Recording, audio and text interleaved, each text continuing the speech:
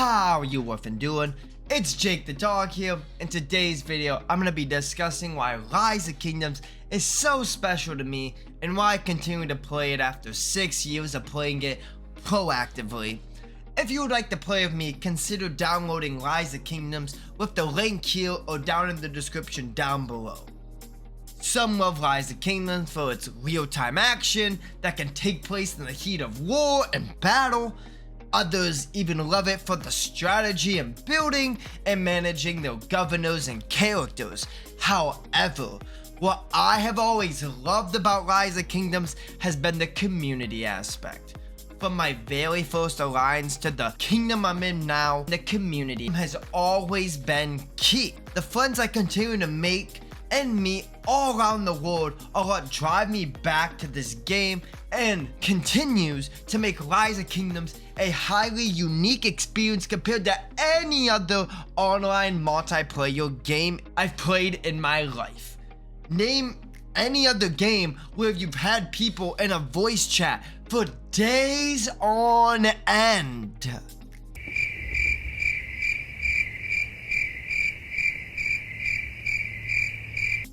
There isn't any other game like Rise of Kingdoms that can facilitate an environment for people to collaborate for days on end. We can touch on some of these experiences for myself, as back when I started in 2018, I had no clue what I was doing. I just wanted to play this game I was fascinated about. I was lucky enough to join the top alliance, the Black Knights, in my starting zone, which was led by a Jumper Project group. They later were named Cows in my OG Ark of Osiris video. Here, I found myself quickly making friends and relationships with some people I still have to this day that were key to my growth. These people eagerly gave me tips and tricks to grow and even resources when I needed to upgrade my base. This in turn saved me from the power creep that occurred in the early game.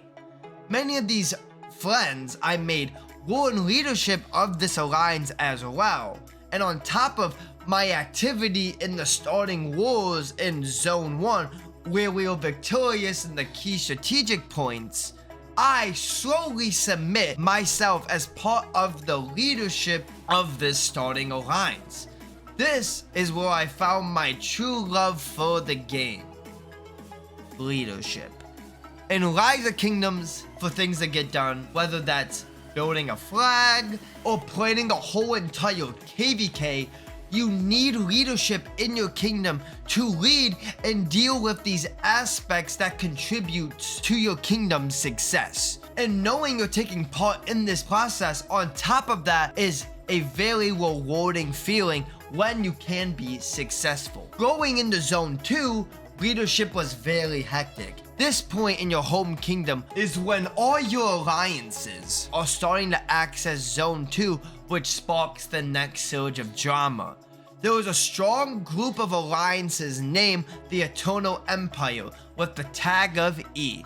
My alliance, we're talking the merging with them as E5, as we were not in the top 3 power and knew we needed more allies going into later zones. However, going into this zone and trying to access our Shrine of Radiance, E1 had different ideas and decided to betray their ward against us. This is where I rallied my own alliance and all the E's 2 through 4 to turn on E1 to show that power does not mean strength. There is strength in numbers. I rallied everyone to come together and bear arms against E1 while keeping my alliance alive to blossom in the end.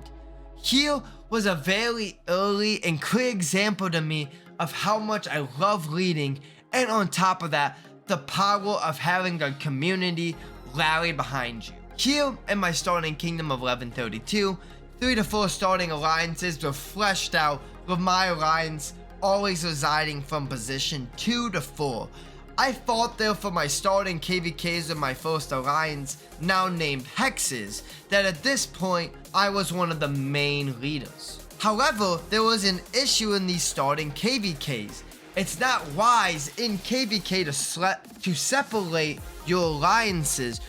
So we always had to merge our alliances into 1 to 2 alliances. However, the main alliance would always be dismissive of my group, and we would always have to be the ones to merge into alliances, which caused lots of drama.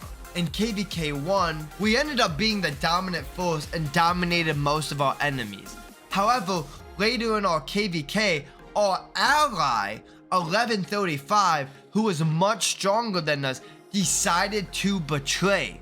They decided to turn on every single kingdom in the KVK.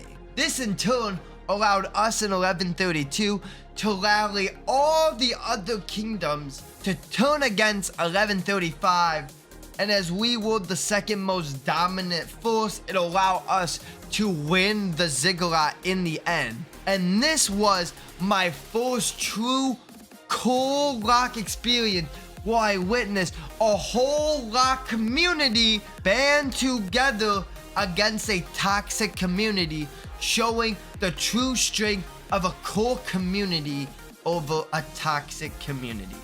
Something sadly happened to me. In the last minutes of the KVK, the leader of the main alliance decided to kick me out of the main alliance, making me miss my first KVK rewards. I did not let this stop me. When KVK 2 came around, we were put against 1254. 1254 ended up trapping us in our starting zone. The whole KVK leaving us helpless and unable to do anything. All I could do was use Lancelot and farm kill them the whole KVK. Fed up now with losing out on 2 KVKs of rewards, as well as dealing with drama from this main alliance, and now our new alliance migrating in, including I Am Jolly, where they try to then take our alliance shrine, a repeat of E1. After dealing with that drama and again rallying the kingdom against this alliance, fed up now, I played one more KVK where we met Kingdom 1022. We actually ended up beating them. However, we enjoyed this group so much, we decided migrating our main leadership and our little core that we had to go join this kingdom and help lead them. Here now in 1022, I truly took the next step in leadership as I was initiated as an author in the main alliance. I worked my way slowly but surely to gain the council, although it was through the second alliance later down the road. This is where I went from being heavily alliance focused to being now kingdom focused, and understanding how pointless it is to focus on your alliance over now focusing on my kingdom as a whole and looking at all your alliances as shells.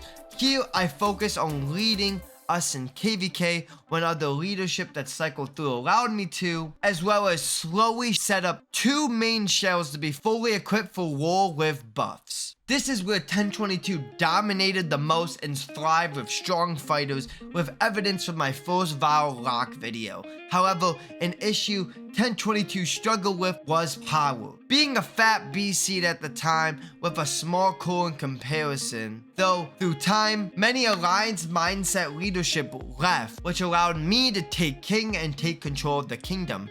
Here I strive to limit our power and make us thrive for war. By utilizing the fighters I had left, we zeroed deadweight and asked others to migrate. Here we lowered 1022 to a D seed, where 1022 finally had its best KVKs, where I finally led us to winning our first star. Sadly, shortly after this, I gave king to a rally leader to rally in KVK. He in turn held the kingdom hostage and ended up selling the account and the kingdom. This completely dampened the progress I made all those years and brought 1022 to the fat B seed I tirelessly tried to take us away from. I knew it was now time to make a change. This is why I took the shift from low seed to Imperium, as I was able to join 1254 being accepted to the Smash Squad by Luz through knowing me on YouTube, as well as through people like Bunny that knew me from fighting them in KVK 2.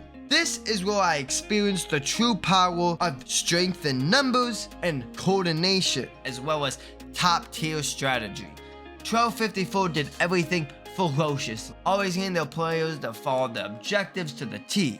This allowed for a crazy fun battle experience where we would walk a whole hour just to defend a fort, or other times where we would hold on to a site or structure for hours on end. This was one of my best experiences in the game, as I was able to witness and be a part of one of the greatest Imperiums in their prime. Sadly, all good things must come to a close.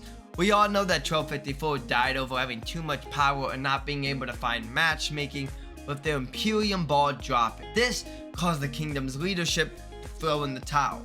Here is where the SW squad decided to make a new home in 2605, and with nothing left to lose, I decided to jump ship with the Smash Squad.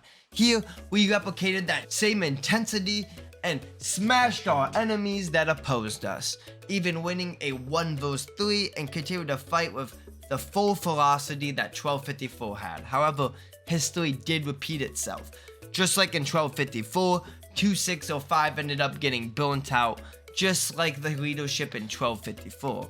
On top of that, there was one thing that was missing from my lock experience since 1022, being in leadership. So when the Smash Squad decided to split up, I packed up my bags and migrated to a kingdom that I was invited to assist lead, Kingdom 2956. I witnessed their fight through piloting and was shocked to see one of, if not the most dominant and competitive C-Seed kingdoms I've ever witnessed in my life. Here in 2956, I was able to assist in war leading, where we led our camp to victory and got our 2nd star in a row, where I streamed live, to now this past KVK, where I was able to make a more predominant role in leading and fighting, which allowed us to get our 3rd star in a row, which allowed us to get our moon this KVK in 2956, with us once again leading the charge. I love that my experience has always thrived and flourished in the community. I love that I have been able to facilitate a competitive yet fun environment in this kingdom to allow me to enjoy my fighting experience to the fullest. It's so satisfying to see the success of a community we are building in our kingdom when we can be a huge threat in KVK. If you would like to join me along with the warriors we have in 2956, apply in the description down below, where we are looking for new threats. Anyways, if you liked witnessing my Rise of Kingdom story and why I continue to play this game, I would love and appreciate it if you consider smashing that like button and subscribing. It's completely free and it helps me out tremendously. Anyways, leaving it at that, I hope that all you wonderful people have a good rest of your day, evening, whatever time it is. I love you all. Have a good one. Deuces. Bacon pancakes, making bacon pancakes. Take some bacon and I'll put it in a pancake. Bacon pancakes, that's what it's gonna make. Bacon pancakes.